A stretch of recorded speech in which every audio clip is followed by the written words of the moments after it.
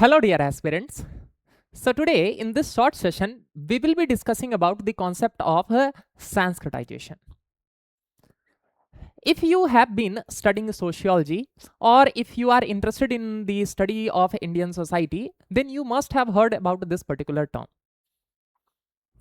This concept was given by the world famous Indian sociologist whose name was M.N. Srinivas. Mysore Narasimhachar Srinivas, he is the most famous or the most recognized Indian sociologist globally. He presented the concept of Sanskritization. So, in this short session, we will try to understand what exactly is the meaning of Sanskritization so that you might use this understanding for getting good marks if this particular question is asked in your sociology optional paper. First thing first. Look, initially the caste system is believed to be a closed system. It is believed that you are born in a particular caste and you die in that particular caste only. You cannot change your caste. So there was no mobility associated with the caste system. It is what was believed earlier. Various scholars like Govind Sadashiv Ghurye, G.S. Ghurye, Louis Dumo, they tried to present this particular notion of caste system. But M.N. Srinivas, who believed in the field study, he was an ethnographer who tried to study a particular village in great detail, and then he used to propound various concepts on the basis of his personal experiences while studying that particular village.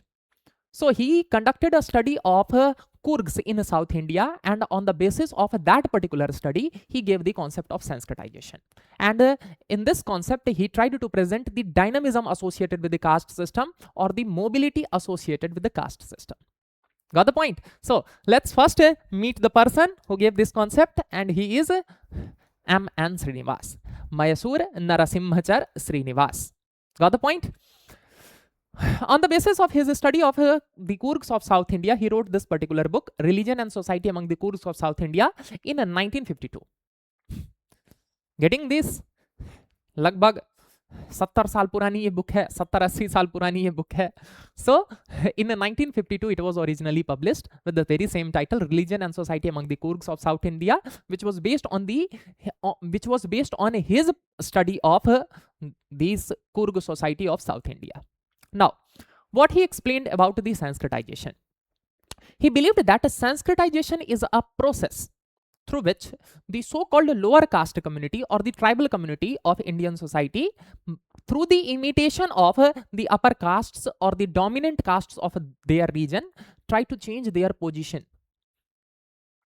फिर से सुनिए, उनका कहना था कि Sanskritization वो process है जिसके थ्रू इंडियन सोसाइटी के सो कॉल्ड लोअर कास्ट या फिर ट्राइबल सोसाइटी अपने रीजन के सो कॉल्ड अपर कास्ट या डोमिनेंट कास्ट के लाइफस्टाइल को इमिटेट करते हैं और इमिटेट करके अपने हायरार्की में जो है वो चेंज लाने की कोशिश करते हैं, अपने स्टेटस को इंप्रूव करने की कोशिश करते हैं. उन्होंने अपनी स्टडी में पाया कि Kurgs have been doing this for very long. They started imitating the lifestyle of the Brahmins of that particular region, and it went on for generation after generation. यानी कि ऐसा नहीं है कि शॉर्ट टर्म में हो जाएगा, 1 साल 2 साल 10 साल में हो जाएगा, नहीं. It will take a very long time. It will take generations.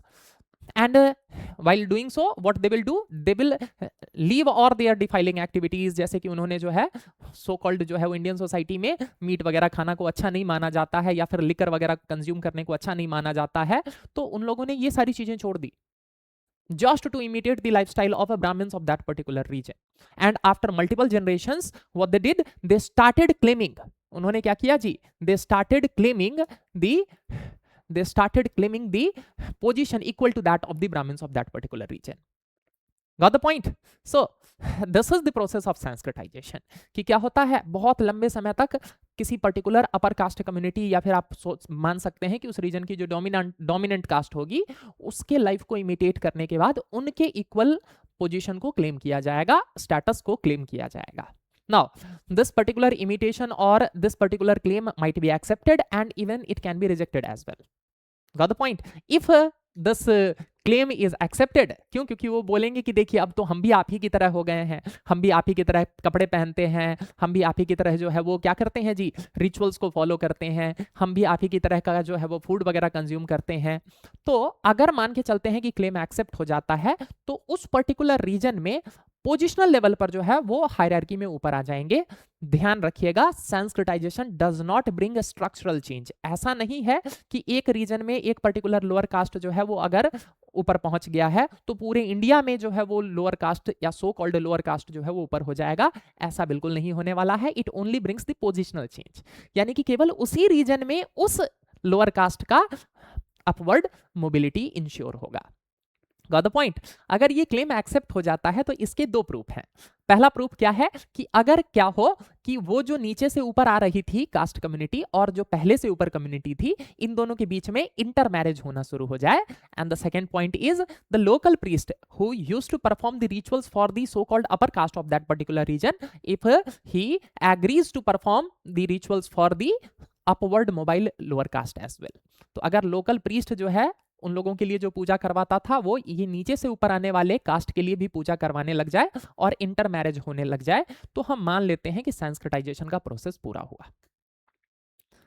Now Sanskritisation के बारे में एम एन श्रीनिवास का ये कहना था कि ये प्रोसेस इतना भी आसान नहीं है, ठीक है ना।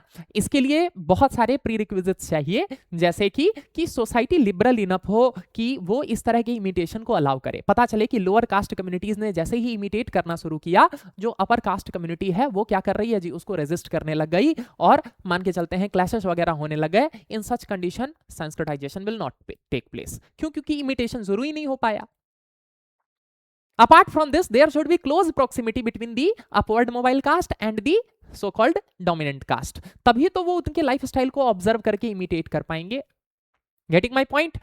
And the most important thing which M.N. Srinivas highlighted, that in order to ensure upward movement in a ritual hierarchy, there must be upward movement in a secular hierarchy.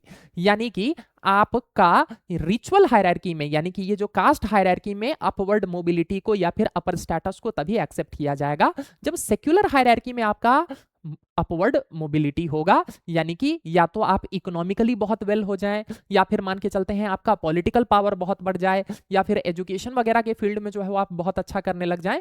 यानी कि पहले सेक्युलर हायरार्की में upliftment होना जरूरी है, then only you can think of upward movement in ritual hierarchy. Got the point?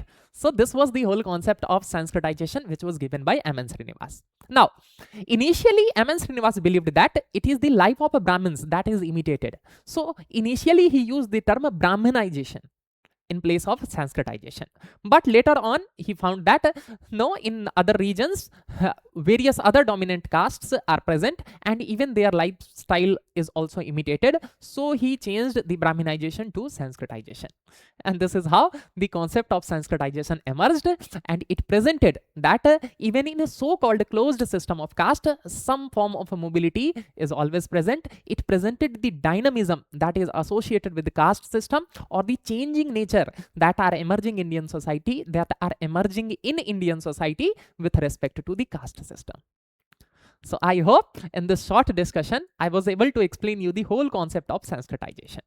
Fine. So if you want to study like this, आप अगर चाहते हैं कि इसी तरीके से आप कॉम्प्लेक्स टॉपिक्स को जो है वो बड़ी आसानी से समझ सके, तो फिर आपको क्या करना है, आपको हमसे जुड़ना है। We are going to start a very fresh batch at IBE institute Itanagar 1 सितंबर 2026। अपकमिंग सितंबर 1 सितंबर 2026 से एक नया फ्रेश बैच पेपर 1 से लॉन्च करने जा रहे हैं। सो अगर आप चाहते हैं कि प्रीलिम्स के टेंशन को अभी थोड़ी दिन के लिए भुलाने का, क्यों? क्योंकि जब तक नोटिफिकेशन नहीं आ रहा है, आई नो आप जो है वो अपने मेंस की तैयारी की तरफ बिल्कुल ही ध्यान देना छोड़ चुके हैं। आप ये बात समझिए, the ultimate purpose is to clear this exam, not to just clear your prelims exam. तो क्या करना है, आप तब तक अपनी मेंस की तैयारी के साथ आगे बढ़ सकते हैं, सो दैट जब आप अपना प्रीलिम्स क्वालिफाई करें तो आपका मेंस का एक अच्छा बैकग्राउंड तैयार हो चुका हो। सो वाई वेट, आप क्या कीजिए, डिस्क्रिप्शन में जो नीचे आपको नंबर्स दिए गए हैं उन नंबर्स पर कांटेक्ट कीजिए और जुड़िए हमारे साथ, और अपने इस सोशियोलॉजी की जर्नी को आगे बढ़ाइए और अपने इस ड्रीम करियर को सिक्योर कीजिए। Thank you all.